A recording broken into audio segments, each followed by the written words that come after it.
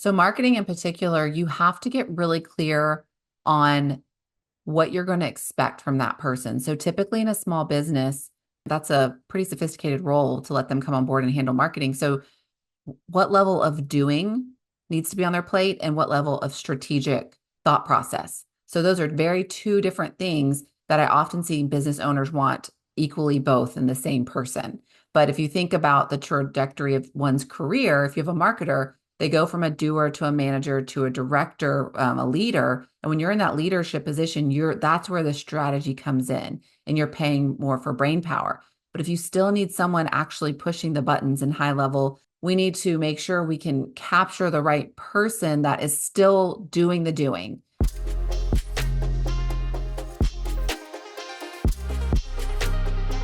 If you're tuning in now to Laura and I, we've got a jam-packed episode around a topic that there's a lot of opinions, theories, strategies, and ideas about. But I've brought Laura, an expert, on to just give us what she does for her business, for her clients. So help me welcome Laura Couvillon, CEO of IntegrateUp. She screened over 30,000 candidates and has helped over 160 companies find top talent.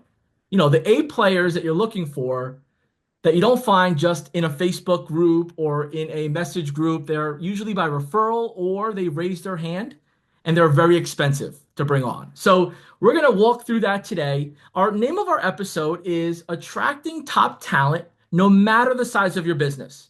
So if you're a marketing agency, a SaaS agency from beginning, middle to expert, all of this is going to be applicable to you. Laura, I know we can go in depth on this, and we have a nice solid 55 minutes of really giving everything we can to our audience to do it themselves or to hire you and your team to do it for them. So there's options. We've come up with three topics that we want to take home, and the first one is how to turn on your top talent radar. Second one is finding the right person for what you need done in your business. And Laura calls that the top talent sync process. She'll go in depth on that. And the last one is the 90-day A player onboarding experience.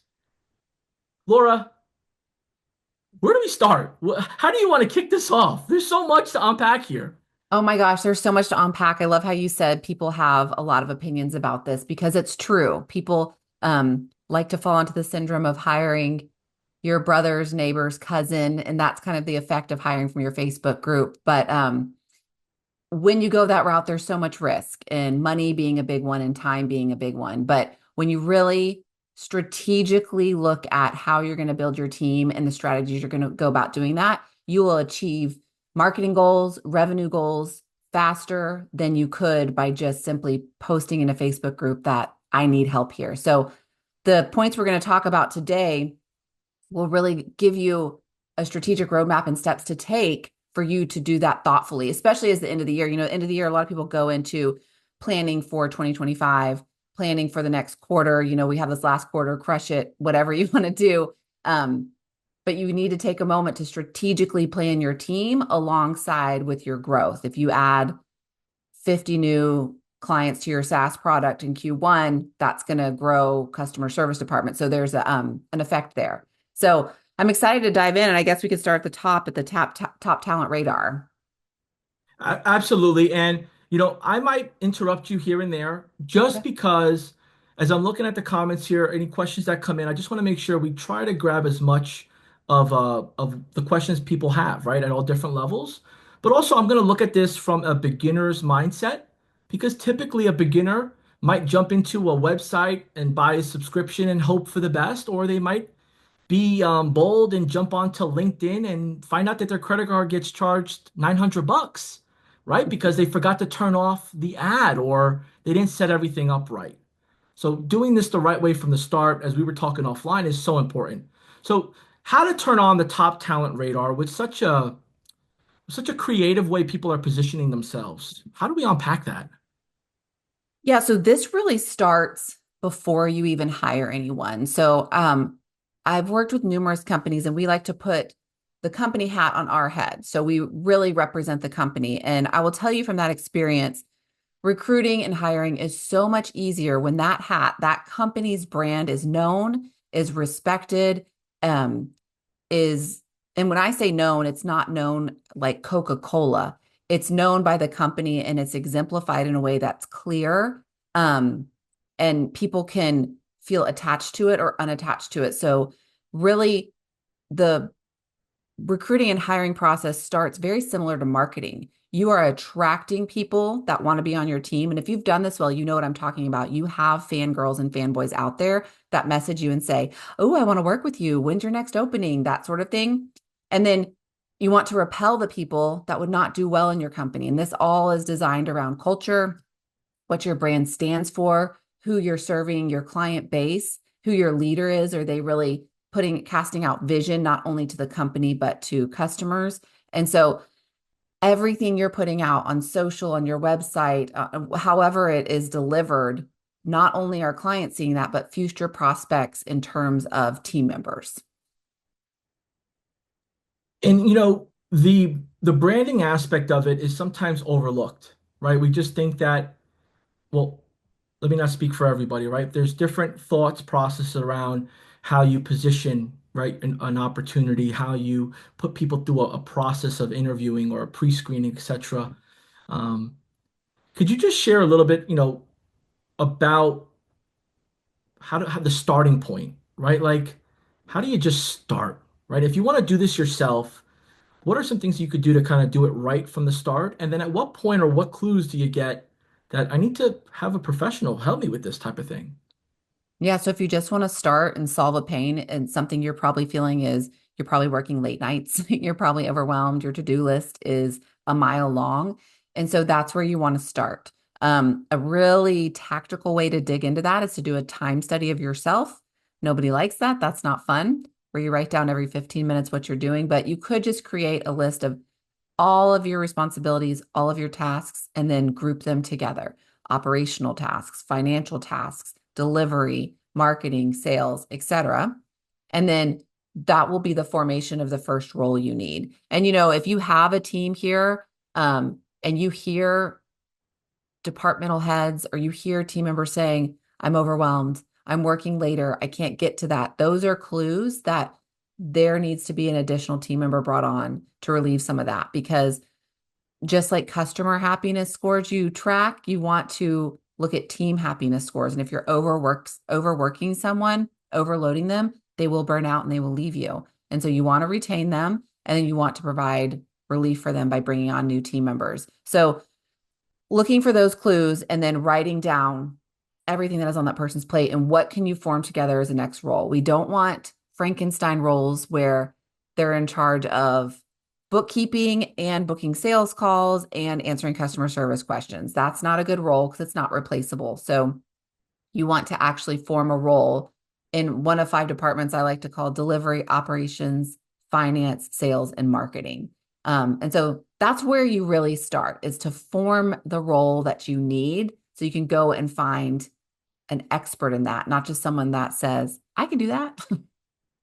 Yeah, and for someone that let's break this down a bit. Someone that is seeing some success in their marketing agency. Maybe they brought on a top salesperson or a top performer, and they have new clients coming on that requires additional support. Um, and what are the options, or how would you advise them to go about with those roles, right? Like for example, we want someone that could do everything. Obviously, we want Sure. a all talent of all kind. In the marketing world, in your expertise helping find marketing managers, marketing directors, what are you finding that people are missing out on when they reach out to you that is not so obvious to them when looking for this type of top talent to lead their marketing department? So marketing in particular, you have to get really clear on what you're going to expect from that person. So typically in a small business, you still, when you're bringing up, that's a pretty sophisticated role to let them come on board and handle marketing. So what level of doing needs to be on their plate and what level of strategic um, thought process. So those are very two different things that I often see business owners want equally both in the same person. But if you think about the trajectory of one's career, if you have a marketer, They go from a doer to a manager to a director, a leader. And when you're in that leadership position, that's where the strategy comes in and you're paying more for brain power. But if you still need someone actually pushing the buttons in high level, maybe designing a page, whatever it may be, then we need to make sure we can capture the right person that is still doing the doing. So that could appear for someone who has startup experience, because if you work in a startup environment, you're not afraid to roll up your sleeves, get your hands dirty, sort of thing. But that's a really important thing to define specifically for the marketing role. And it's so important because, when it comes to bringing someone to do the doing, and I've never been in recruiting or any sort of HR like you have shared in detail, but I know enough to be dangerous, right? And the way I look at it is, all right, someone that is competent to jump in high level, create something on demand, be able to execute it, know how to respond back to somebody, and eventually at least point it to a sales process or also do the sales appointment. What you're saying is that, and what I believe, what I'm taking from you is you have to be more specific and set those expectations to get truly a professional that's going to be able to do the work, right? Because anybody could say they could do it all, Oh, yeah. but I mean, what you're seeing, like the top talent, like what's the top talent looking for when they look at a job description, right? Or they look at a marketing company that is doing well, maybe they're Inc. 5000, maybe they have revenue, available to be viewed online. What is the top talent looking for in that company for them to want to work with them? Yeah, going back to they look at a lot of things. They look at the mission of the company and how well they stand by that. They're looking for stability, especially in the last several years of the job market with massive layoffs we've seen from a lot of tech companies. So they're looking for stability. How long have you been in business? What's your growth plan? Have you done massive layoffs recently? And they're looking for clarity, specifically in the job description. It's very often I work with a company and they say, we've already written a job description, because part of our services is we write a job description very similar to direct response marketing, because we want to attract and repel, back to that example. And so I will get a job description that a company has written and it's not clear, it's not specific. And if you're a candidate looking at that, you don't know exactly what the role would look like on a day-to-day basis, because they're asking themselves that. Specifically, if it's a remote environment, what is expected of me on the day-to-day basis? What would that look like? And so getting very clear when you are posting the job is very important. Yeah, and I've been in that situation myself where I've looked at something, it sounds too good to be true, or it's just not clear enough, it's too vague. I'm like, they're gonna work me until I have no battery left. And there's that balance. Mhm. When it comes to like compensation, comes to structuring pay, could you touch on, should that be added to the job description? Should there be a range? What's the appropriate way for someone that is either, beginning their marketing experience with some capital, they're in the middle where they have capital, they can afford to hire, professional W-2 help, or they're a larger company, SaaS company that is looking to get W-2 help and maybe have some contractors as well. How do you share, like, here's what you'll get without saying it's the minimum versus the maximum? Yeah, that's tricky. In particular, again, if you have a remote environment, you're posting your job to all 50 states, right? And there are many states, I think it's upwards of 12 now, that require pay transparency on the front end. And so if you don't put anything on the job description, you technically are putting yourself at risk for those states to come after you, because they are requiring that. So putting a range is what I would advise. And I know you just said, how do you do that without putting a range? But that doesn't lock you in, and it gives you room to go after if you find this super amazing candidate that you really want to grab top level, or it shows the candidate, I'm going to bring you down a little bit, and it gives room to grow and to still give them raises and such. So I would give a wide range, but I would also, on your application, always ask, what is your ideal compensation? What is your ideal salary? And the candidate will put that in, and then you ask, are you negotiable?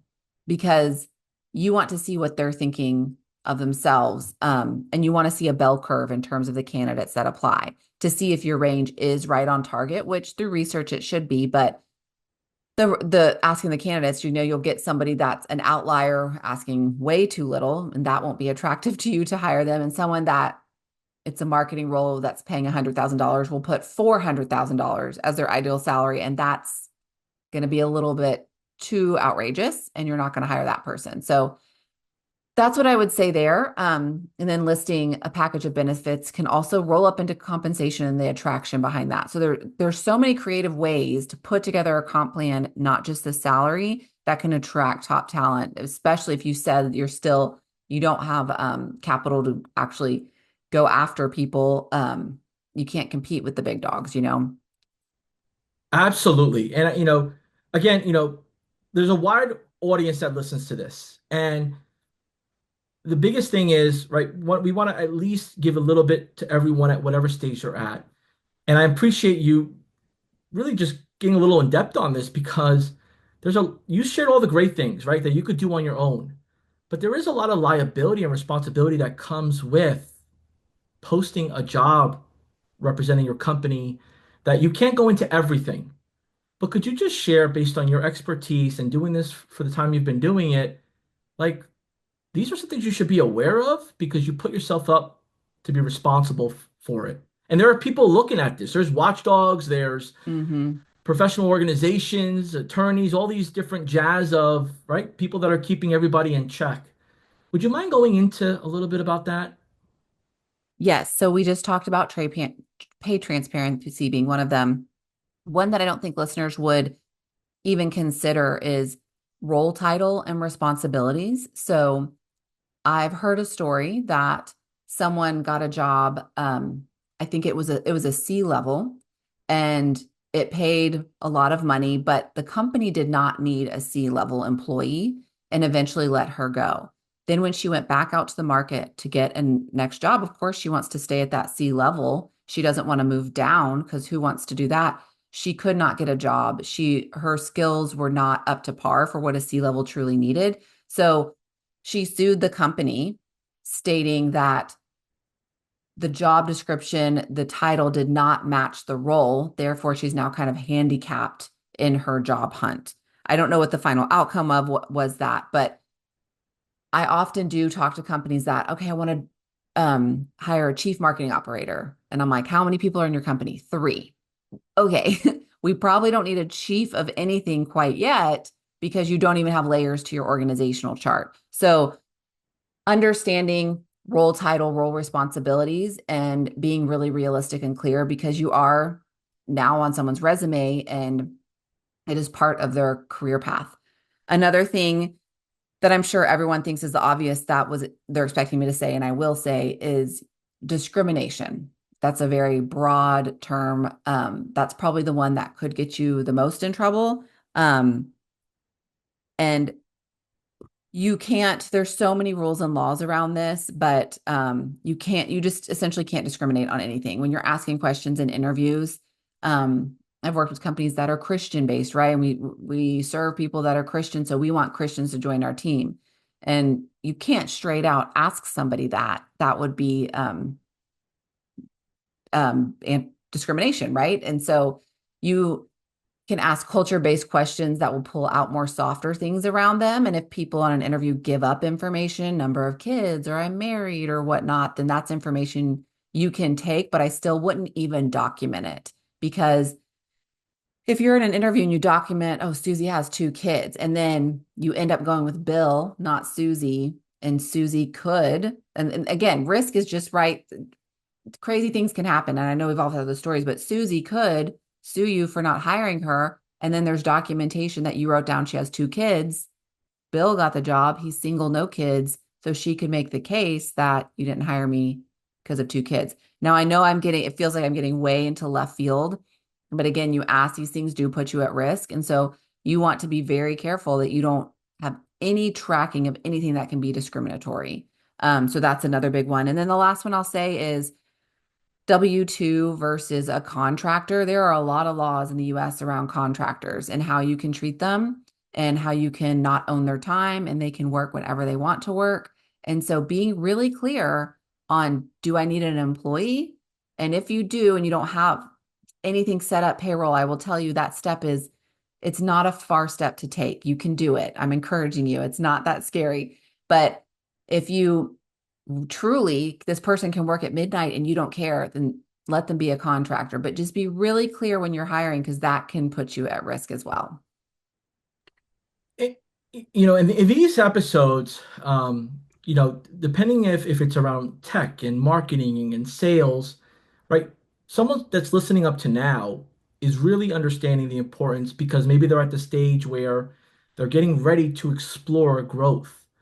And one mistake, two mistakes could not make you guilty of the mistake, right? But could put you at a process of you have to get an attorney, and all of this costs money and time. Mhm. So my when we were speaking about how we structure this episode, our goal is to protect our high level users. And by no means this is advice or guidance that you need to follow. It's just examples and sharing your expertise, Laura, of what you've dealt with and why you should hire a professional either to consult you or do it for you. And that's what we look for in these episodes is people that are doing it as their source, their main business. And you've covered a lot, and there's so much more. So I think the biggest thing here is once we understand the foundation now, right? Like where we put before we even post any ad, we need to have a process of what, who, the role, the responsibilities, and all that, and then the questions to ask. My next question is if they hire you for consulting and you show them or teach them what to do, and they decide to go on their own. The next part is now interviewing, and those questions like you had shared is what's after that? Like when does like the whole job offer come in, and what is the stipulation around the job offer? And then when could you like right there's could you just elaborate a little bit on that the talent sync process, right? It's not just finding the right person and what they're going to do. What's following that you're responsible for? Right. And so part of that talent sync process, like you said, is interviewing them. And then you find the person that you want to bring on your team. So you don't just say, start Monday, let's go, because checking references is a step you want to take. So that's three past people they've worked with, ideally a boss. And speaking to those people on the phone, I've actually worked with a company where the deal fell apart in the reference check because the references said no, she actually would not make a good leader. She was never a leader in our company, and she kind of said she was. So it was really revealing. So actually talking to references is a step you do not want to skip. And then depending on the level of role that you're doing, I've seen people do background checks, and then I've also seen people do credit checks. Again, that's more rare, but depending on the level of clearance they'll have in your company, that's important. And then often, part of my company's role is to get a verbal offer committed before putting the written offer in paper. So there's not a lot of back and forth, but you will want to submit a formal written offer again for clarity's sake. And if they need to do any negotiating, which often the candidates will try to do, you do that on that written offer. And then before they start or upon start date, this is a step that's often missed, you want an employee agreement, a contract, or a contractor agreement and contract, something that outlines all the terms that they're coming into. An NDA would be wise as well, but people do often skip that step just because, oh, I don't have it, or I have to reach out to a lawyer. We do offer that, and there are many companies that do. So don't skip that step, please. It's important. And I know we're getting so legal here, and I'm not a lawyer, but those things are you're exposing yourself when you're hiring someone from Ohio and you live in California. You don't know Mr. Ohio. And to at least bring awareness around this, right? Like there may be somebody that says, this is exactly what I needed to kind of hear to either determine I need to allocate the funding to get an expert to do this, or I need to do tons more research and find a way to do this the right way the first time. Because there are also people that are saying, none of this applies to me. I'm just a small beginning marketer. I'm just getting started. I have my LLC. I'm just getting going. This is for like bigger companies. Could you debunk that, please? Well, yeah, you can talk to your friend who has a bigger company and they've never experienced anything I'm speaking of. And it doesn't matter the size because it just takes one encounter to go wrong. And then you have that experience to speak about at a mastermind or an event or whatever it may be. And the person that's going to report you for not letting them work as a contractor or whatever it may be doesn't care about size of company. That's not the litmus test. That plays no factor in those occurrences happening. So I know it can seem overwhelming, but some of these steps are so simple to put in place. And I would encourage you to do them from early on, just again, to not expose yourself to any unnecessary risk because you said it earlier, JB, it's hiring is time and money. And so it takes a lot of time. It's a big investment of screening and energy and then training them. We haven't even gotten to the onboarding process. And then money, you're paying them, you're losing some of your opportunity costs because you're training or someone on your team is. So it's a lot of money invested, and ideally, you don't want to get that wrong. Absolutely. And we're going to include some information on how people can find you, learn more about your company, maybe some of the resources you offer. You have a handful of things that you have coming up for education and all that good stuff that we're obviously going to be able to go into in depth today. But I'm excited because as we open up the community to more people like yourself, because we're hearing more success stories about fast growth.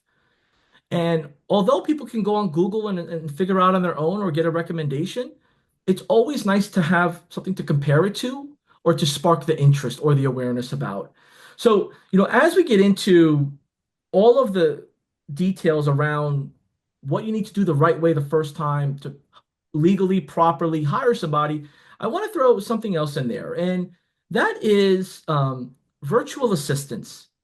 And people that maybe say they're from another country, but maybe they're not from another country, or maybe they spend time in another country, but their residency is in the US. Like, there's so many different things, and I don't want you to go in depth on that part, but I guess, how do you keep yourself safe if you decide to hire a VA company or a VA placement company? Like, can you touch on that based on your expertise? I don't want to go too deep in the weeds here, but you deal with this every day more than I do, so. Yeah. So when you're saying when you're working with a VA company and they're placing someone in your business, Yeah, well, they're placing somebody in your business, and you're trusting that because you're paying them to pay the staff, and you're essentially they're your customer, you're their customer. yes, yes. Like, where are the rules, or like how do you go about that versus you hiring them directly as a contractor Hmm. with a whether it's a 1099 or an international agreement or whatever the case may be? Hmm. When you, so there's pros and cons to both. When you work with a company that places directly in your business and, or not directly in your business, rather they come into your business and you're paying a company to pay them. They can often, the employee can offer, contractor can often get additional training, which is very beneficial. And if that person leaves, they will replace them immediately. So there will be no downtime in your work, your processes, or whatnot. If you come across a problem, you don't have to deal with the performance management of that person. You can just tell the company, like, hey, she's not working out, and boom, your problem is solved. But you're also giving up a lot of control.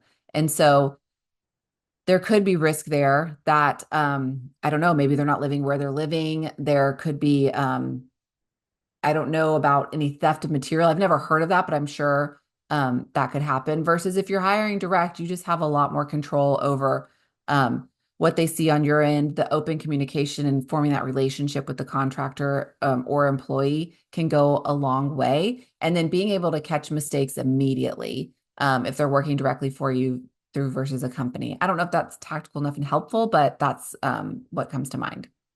And there are organizations out there, and I love how you put the pros and the potential, right, of giving up control of certain things.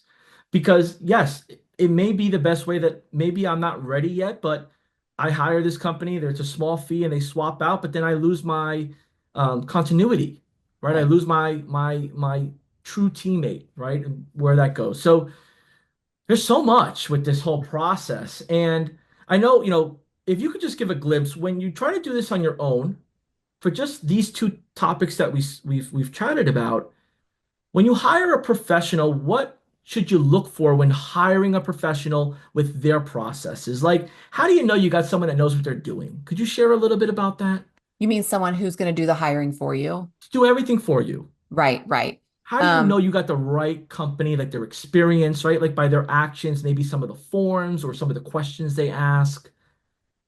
yes. So I always say you hire first for culture and a close second for skill set. So what you would want a company to do with you in the beginning, and entrepreneurs usually don't like this or business owners, is it's a fact-finding mission in the beginning. The company you're working with should pepper you to death with questions, learning about your business, learning about your needs, learning exactly about the role, the nuances, what you're looking for, what hasn't worked in the past, why did you hire someone in the past, asking you questions to where when it's over, you're like, oh, okay, finally it's done. But it's such an important step. And if they're not doing that, if they simply say, oh, I know what you need and we'll find it, that's a red flag to me because they might not fully understand that this person needs to specifically understand the affiliate section of high level and they just get you a high level expert that's never worked in that section, right? So it's very important in the uh, first part of the process that they get very clear with you. Um, Also, in this world, particularly around high level and the type of businesses you guys have on your platform, has the company ever hired remotely before? That's often I work with companies that are like, oh, I worked with someone in my hometown. It didn't work out. It's like, yeah, because they're placing people locally at a gym or at a, whatever agency next door. But have they worked in the remote environment? And specifically, do they understand the fast-paced environment that online businesses have? That's a huge thing that if they don't understand that, because normally corporations, the corporate world, the 9 to 5, is a little bit different. And I know we're all 9 to 5, but the corporate world goes a beat slower than these online businesses can. So do they understand the speed of which you need employees to work? Especially working in the different roles of customer facing, business owner facing, right? You have to have somewhat thick skin, right? And a variety of soft skills, you know, experience to work at this pace, like you had Right. mentioned. Um, and with those questions, what is something like this typically? How is this typically structured industry standard for like software companies? Like if somebody were to say, hey, look, they ask you 50 questions, they talk the talk, they look the part, and they say, this is going to start off with $25,000 up front, and each candidate, we charge you $5,000 for placement, and then we take 10% residual, whatever, whatever. Like, what's a standard, or where do you at least find guidance on the standard for software talent acquisition? Yeah, software. So there's two typical industry standard ways that recruiters get paid. And one is contingency placing. And so you pay to place. So it's big risk, big reward for the recruiter, low risk, high payment for the software company. And so I've seen this when software agencies or SaaS, they get a series funding and they want, what do you do with that funding? Of course, you want to bulk up your sales team, your marketing team. And so you bring on a contingency recruiter who they just keep delivering people to you, this person, this person, this person. And as soon as you hire, it's 20 to 25% of the person's annual salary. So if they're making $100,000, it's 20 to 25 grand to the recruiter. So that's really common, specifically in the software space. And then there's the contingency recruitment where it's a flat fee. So there's no percentage because sometimes the um the complaint about the contingency is that, well, then recruiter, you're on the side of the candidate. You're trying to raise the salary so you get more money, but there's also contingency recruiting. It's a flat fee and it's a guaranteed placement. So if you work with us, you pay us XYZ and part is due now, part is due upon delivery. And both sides do come with a guarantee. That's important for your listeners to know. Um, Industry standard there is usually around 90 days, can be as short as 30, can be longer, just dependent on those are, just terms that can be negotiated. Yeah, we've unpacked a lot, and this is a great starting point. So There are a handful of people, as I'm learning, with ChatGPT, with transcription tools, that someone may not even listen or watch us. They just took the transcription and they're looking for the facts. And if that's the case, they got them. They got a great starting point. If they've hung out with us to watch a replay or watch us live, well, they're getting to learn a little bit of the emotional or personality, right? And I think that's important when you're hiring somebody is who are they as a person?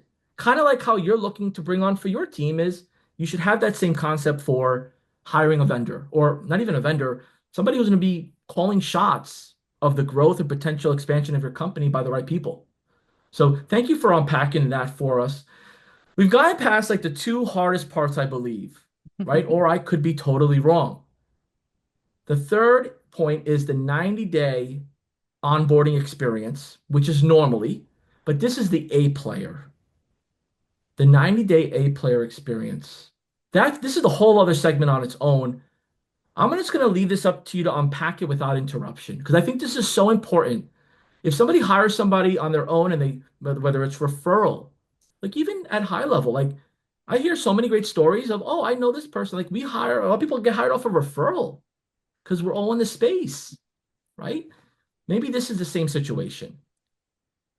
They signed the paperwork, they get everything done, all the I's dotted, T's crossed. Now it comes down to 90-day player. School us.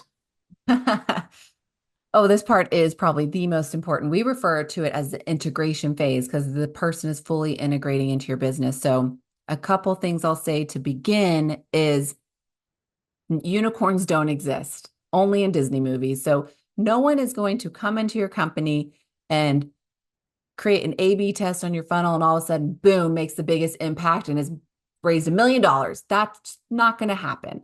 So, there is so many steps that need to happen and they need to learn so much in those 90 days for them to truly make impact. So that's the first thing to really understand. And the second thing is if this person is reporting to you, anytime you bring someone on for the first 90 days, it always hurts worse before it feels better. So if you're in pain now, knowing you need to hire someone, it just gets a little bit worse when they start. And then around day between 35 and 45, you take a deep breath and you're like, okay, this is going to be amazing.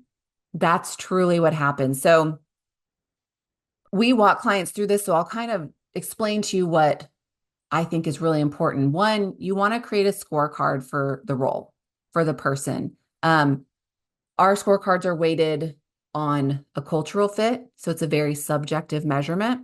And then there's also the ability fit, which includes success factors, daily habits of what they're doing and expected to do, key objectives, what are the main things they're doing in their role, what needles are they moving, KPIs, which are metrics, obviously. And that tends to be the one that all business owners want to attach people to is just a KPI. But please remember, people are dynamic. They're not just an analytic on a dashboard. So if they're attached to a marketing metric, whatever it may be, there's so much more behind that they need to focus on as well. And then reporting responsibilities is one we put on our scorecard. So when a person comes onto your company, you have their job description. That never goes away. It's kind of like owning a home. We have maintenance on our home. You have to wash the windows. You have to vacuum. You have to do your job description. But then you have your scorecard with your key objectives. So maybe you're adding on a back patio. Well, that's a key objective for the next 90 days. So that's working with your contractor. So similar if we're going to do a live launch of this new feature on our SaaS platform. This is a 90-day rollout. Well, that is a huge objective for this role, all the while still accomplishing your job description. So getting clear on your scorecard and then also laying out a 90-day timeline. And that includes key meetings, how often you're meeting with them. In the beginning, I recommend daily, bi-weekly, something that's very regular because they'll have a lot of questions. You want to create a learning plan. So in the event there ever is downtime, maybe it's a Friday afternoon, what can they be watching or learning? Maybe it's a course from your company internally, or maybe it's high level backend, FAQs, whatever it is, creating a learning plan they can reach, and then creating a culture plan. This is really important. I call it live culture. So every week discussing with the new hire a culture statement that's really important to your company and asking them to write down living examples of where they saw that played out. And then to actually bring them on board and reiterate how much you want them there, you then call out how you saw them show up in that culture way. And so it's this circle of reinforcement. And to some people listening, it's like, yeah, yada, yada. I just want them to come in and book calls. That's all I care about. But again, client or team member happiness is a metric you should be tracking. It's really important to see if you're going to have retention because as much as you want them to book calls, imagine if they leave. That's such a pain. We've all been there, right? Your setter's gone and your salespeople don't have calls on the calendar because we can't get them secured. So that's a whole mess. So it's really important to pay attention to team member retention. And that culture piece is really, it's so much more than just giving people a gift card to Chipotle or having a pizza party. It's actually talking about what matters and why we're here and how people show up and reinforcing that. So the scorecard, the timeline, and then checking in the 90-day process, it's important to have that initial meeting where you show them the scorecard, meet again at the 30-day mark, the 60-day mark, and then at the 90-day mark, you have an official, we're going to grade you, you're going to grade yourself, and we're going to see how it's going. So those are the important things when bringing them on board. And yeah, do you have any questions for that? Hopefully that was good. It was exactly what I hoped it was to be because, in this particular part, just you sharing what you share as a whole is much more important to our audience than questions about each different topic because this is something that like if essentially everyone just received like a quick, short consultation from you, right? Just here's the expertise. I don't need to, reword this for every customer. Like this is our core strategy. And these are the things you need to keep in mind of. And I think that's more important. I do have, let's say, two questions that can maybe help for someone that may be thinking about this in a different way. When it comes to an onboarding experience, is that something, if they were to have your company manage, is that something you guys handle and Mhm. facilitate? Yes, it's something we handle and facilitate. And it's also something we've done because it's oftentimes companies will be like, this is unique. We've never done this. And so we'll go back and put the entire team through it and have everyone get on this scorecard system. So you do have a performance management system, which helps facilitate conversations between managers and employees, helps grade team members so you know if you have A players or if you're working with a C player and what you can do to raise them up, or heaven forbid, an F player, and you can see it clearly that you need to let them go. So yes, we do. And just like, our agency owners, our SaaSpreneurs that are listening, right? They're just like their customers are sizing them up on their process, right? The employees or contractors are sizing the person who's like the employer or the contractor person that's handling this, sizing them up. So like there's easy to go in depth on this. Like, what's the balance between if they try to do it on their own, like Zoom meeting trainings, e-learning, creating decks, like could you just go in depth on what really puts together a quality onboarding experience? Yeah, so having training set up on the front end, and of course, a beautiful website where it can be self-paced for the employee walking through it is again, equate it to the customer experience. It's a great team member experience. Having them attached to a buddy from the company that they can feel free to ask questions to because they're going to have those quote unquote, where's the bathroom question? And they might feel awkward asking, what was that acronym? I don't know what UGC is. And so asking that is really important and setting them up for that. If their organizational chart, speaking, if they're detached from the leader of the company, the visionary, the CEO, whoever it is, getting them time, whether it's in a group setting or one-on-one, just to get the vision casted is also a great experience because that will go a long way and fuel them for a long time to hear it directly from the visionary's mouth. Um, and so, yes, creating decks, presenting to them the handbook, and walking them through step by step. Because again, clear expectations so they fully understand PTO, they fully understand um, what's it called, holidays. And so that way they can sign off and you've covered your end that it's been very clear. They get paid on the 15th and they understand that.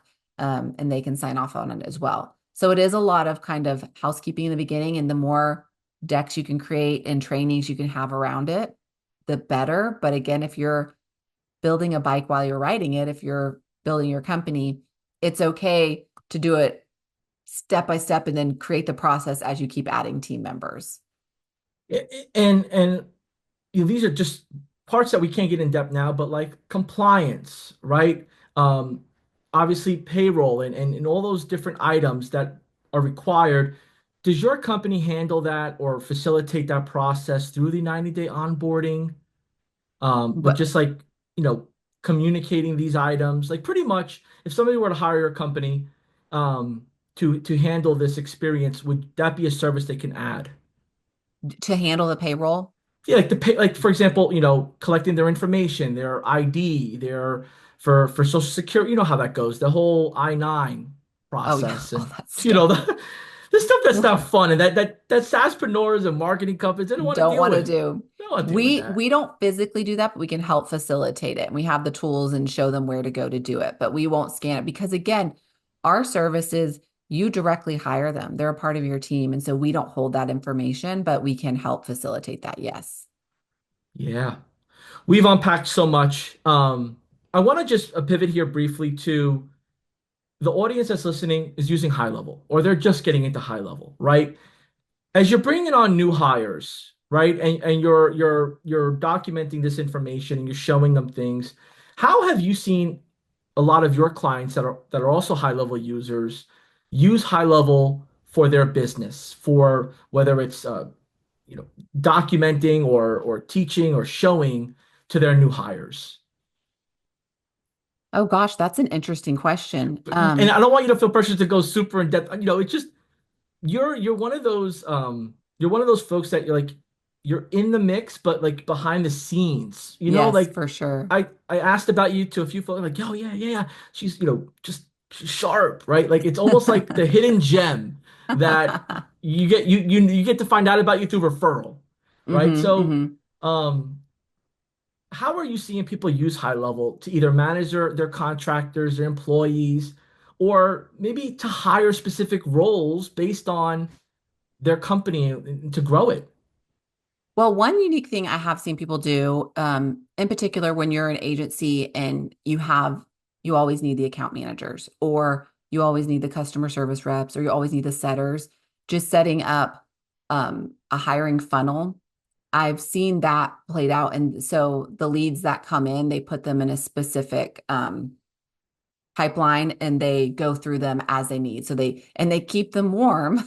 We're not hiring now, but they keep that funnel always active for when they do need to hire. I've also, in the same regard, those companies that do that, they find countries. So they'll use international talent and they find a country that they really like working with.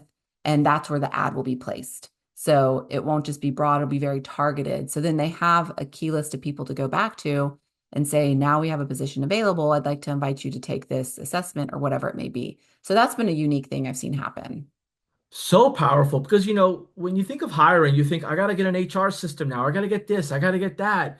And it just becomes an added expense sometimes. And it's so early stages. But I think the key takeaway here is keep that funnel filled. Yeah. Create the funnel, the nurture campaign, maybe include them into some public facing newsletters. Yeah. Absolutely. And Again, and to get them in love with your company. So once that job becomes live, you have people jumping on the opportunity. so much more powerful. And I think that could also help whether you go contingency or other ways, right? You get Hmm. to kind of control that because you have your candidates too, Right. which is nice. Thank you for sharing that. I didn't think of it like that. We think as marketers, we think funnel, funnel, funnel, new sales, new sales, new sales, but you could also use the funnel to keep team member happiness up. Yeah, absolutely. Right now that I think about it, I'm like, all right, surveys, right? Hmm. Communications, maybe short video. Oh, absolutely. That's fantastic. 100%. Yeah. Well, thank you for sparking that. How do you use high level? You've been around, and again, we all have our own strategies, but for your business, how do you go about just managing your day to day? Like, what's your favorite feature, or what are you looking into now to grow your high level operated business? So I use it for to keep my sales pipeline in. I feel like that's kind of obvious, right? Most people do. So that's a great feature. One that I'm not fully built out, but we are actively working on is your affiliate side because our company has been built almost like 95% on referrals. So we have a lot of referral partners and it started as a spreadsheet sort of thing. And so we did create a landing page where people can sign up through that. And then once they become a affiliate referral, then they would get resources to utilize, whether that's sharing with their customer base, sharing with private clients, or on social. And so they kind of get this, you know, array of things to share to Toolkit. help. Yeah, there we go. Toolkit, that's the word. Yeah. So that's the savviest thing I think we're working on right now that I would highlight that I'm really excited about. And also to even manage the funding and the paying and all of that is going to be great versus manual. Yeah. And right, sometimes depending on if you're the techie or the strategist, sometimes we overcomplicate this stuff. And everything you've shared from a technical aspect is you could get it up and running right away. I think it's the strategy that people miss out on or the belief that it could actually happen. And you've unpacked so much on just safely attracting, having a quality conversation, and bringing on quality talent without putting yourself at risk. And I think that's the biggest, right, miss that people have until they get in trouble with it. Then it becomes like you had said, well, now you have the experience to share in all the masterminds. Let's avoid that. Let's avoid that and let's grow the company and share that. You've been very gracious with your time and the knowledge and just sharing. We have a handful of questions that'll start trickling in. Okay. We'll make sure that we get those folks answers. I'm definitely going to be back in contact with you, Laura, because they're going to be asking questions that I definitely don't know the answers to. Awesome. Great. Would it be okay if we share some of your information in the notes below? Absolutely. Please do. Awesome. Well, to those that are tuned in here, thank you so much for your time. Thank you to Laura, and just right do things the right way and take the tips and best practices and just stories that Laura shared and explore more before just running to do it. So we're done. We're coming your way. If you're new to high level, or if you've never heard of us before, what an episode to jump on. There's information below in the comments to learn more. Laura, we'll be talking again very soon. Thank you again for your knowledge. Thank you. Thank you.